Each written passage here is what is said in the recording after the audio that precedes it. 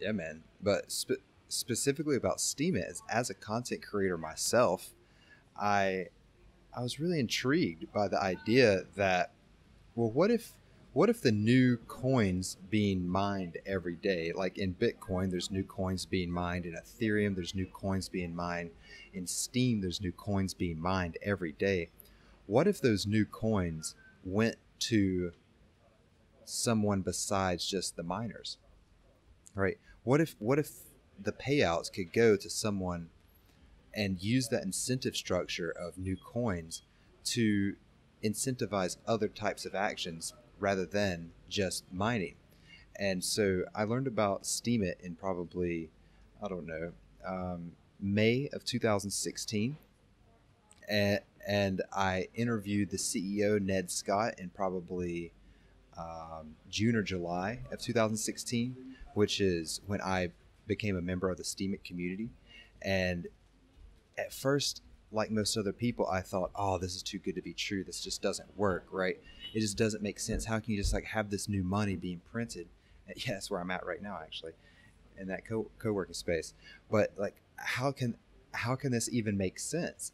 And the more I learned about voluntary inflation and how you can actually specifically set inflation to pay out certain people for certain things, then it all made sense to me. Like, why should we give all of the new coins being mined to miners? Why don't we give them to other types of people to incentivize them, for instance, to post blogs or to comment or to upvote me? Now, I find myself on Steemit a lot more than on Facebook because there's a monetary reward directly associated with it. Whenever, if you scroll down and click on one of the links. Let's see here.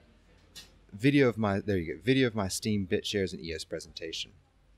You can see it's got a $61 upvote, right? What happens there? If you scroll down to the comments, you'll see that people upvote me, right? And then I upvote them. So now it's a two-way value exchange, which is really cool.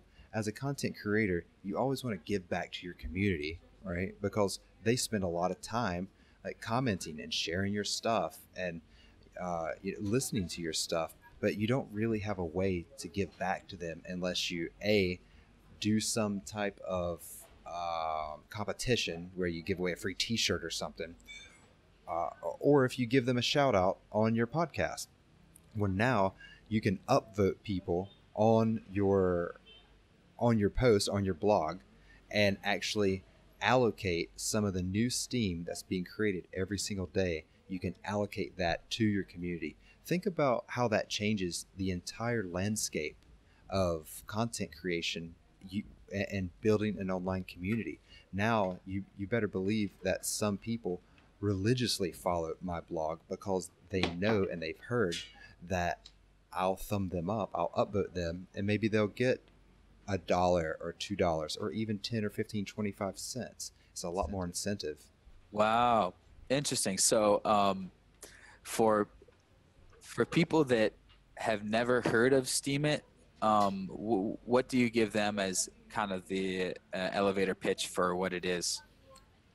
Yeah, so Steemit, just think about it as a social media website, right? Kind of like Facebook or Twitter, where it's based on a blockchain. So what that means is that you can't censor it, right? If you want to insert something into the blockchain, meaning you want to write a new post gets submitted to the blockchain, there's no middleman to say what you can write, how many times you can write, what you can say. Are you allowed to talk about your government or not, right?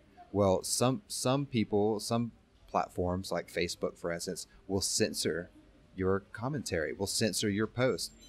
Steemit removes that middleman and allows the freedom of expression on social media because we're trusting a blockchain to organize our platform now and not a third party, one of these big platform providers and creators like Facebook. I don't know what you trust, Mark Zuckerberg or blockchain based mathematics more. I'll take a blockchain. Yeah, yeah, exactly. And so the way I kind of described it in my YouTube description, like follow me. I called it the new YouTube where you can make money using it. You know, just like the one sentence. Yeah, yeah, Obviously, not even talking about the Bitcoin, the uncensored part of it, and you know, obviously the YouTube part being DTube, which is the video aspect of Steemit, right? yep, that's right. So basically, Steemit is a blockchain, and you can build apps on top of it, just like you've heard people building on top of Ethereum, for instance. But with Steem is the blockchain. Steemit is just one interface to that blockchain. Another interface is busy.org, for instance, which gives you the same type of ability to use the Steem blockchain, the content creation blockchain, but puts a new interface onto it. Um, but you can upload your videos to DTube. It's like distributed YouTube, basically. Um, but instead of YouTube getting the majority of the money that you make on your videos, you get the majority of the money that you make on your videos. It's just, who do you want to pay? Do you want to put your content on a platform where you can get paid, or do you want to put your content on a platform where they can get paid?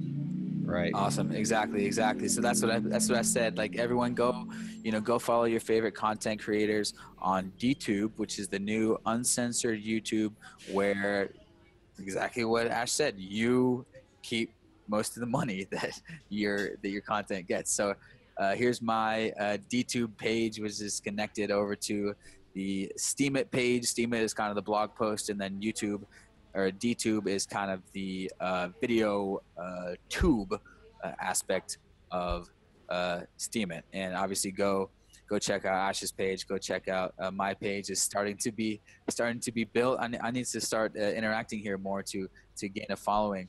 On that note, someone's starting out. Let's say they're a content creator, and they're starting out on Steemit.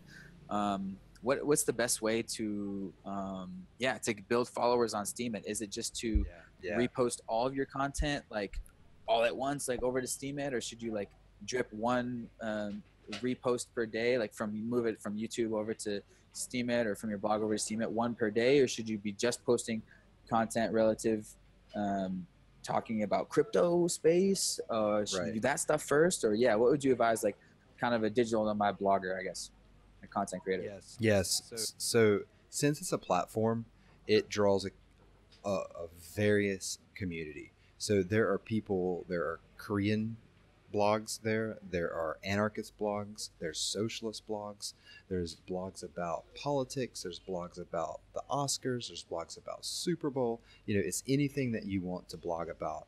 Now, if you have content that you've already written, you can repurpose that and put it onto Steem, but you don't only want to repurpose stuff on Steem. You want to stay relevant as well, right? And so if you're going to repurpose some of your stuff, it's community driven. So write us, if you have show notes or something, give us a little update at the beginning, like, hey, my name's Riley. I recorded this a little bit ago, but I'm really starting to appreciate the Steemit platform and community, and I want to share this stuff with you. Also, I want to support, the apps being built on Steemit. So I moved this from YouTube, and I've now uploaded it to DTube because that helps strengthen our community. But I post about every day. I post something that catches my attention. If you think you have an interesting perspective, this is a great platform to get your perspective out and kind of put your flag up and see who else shares your perspective. There's people from all over the world that I would never have an opportunity to meet that not only share my perspective, but I can thumb them up. And to a lot of people in the world, an extra dollar or two a day means a lot, right? It means a whole lot. And so this is a way that they follow me, comment, share. I can upvote them. It's much more community driven, I feel like, whenever you have your own currency than whenever you're just kind of getting your kicks with a couple likes on Facebook. But find something you're passionate about and post, every day. That's what it takes. It takes that consistency of posting every day. And don't just post on your post. Don't just comment on your post.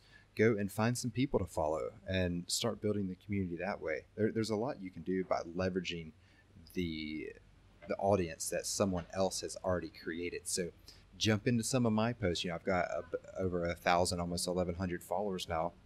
Jump on some of my posts and start commenting and give your feedback and start building your community as an auxiliary community off of mine. Sweet. So I had a question about, let's say you're getting started on Steemit. Can you, or you're a blogger, you want to, start your Steemit blog. Can you buy Steemit like on the exchanges, like trade some of your Bitcoin in for some Steemit and put that towards your Steemit blog? And would that help you grow your followers quicker? Yes. Right. For sure, man. I mean, so to grow your followers, one of the really interesting things that you can do on Steemit is the more Steem you have, so the more Steem you've either earned through creating content or Steem that you've purchased on the exchange, the more powerful your upvote is. So for instance, your upvote, since you're new on Steem, probably isn't worth anything. Maybe a penny or two, right? Since I've been on the platform for coming up on, over a year and a half now, my upvote's worth about, I don't know, the entire crypto market is burning on fire right now and it's crashed. So it's worth less than what it used to. But my upvote's worth about, anywhere between $5 and $10 at the moment. And so oh,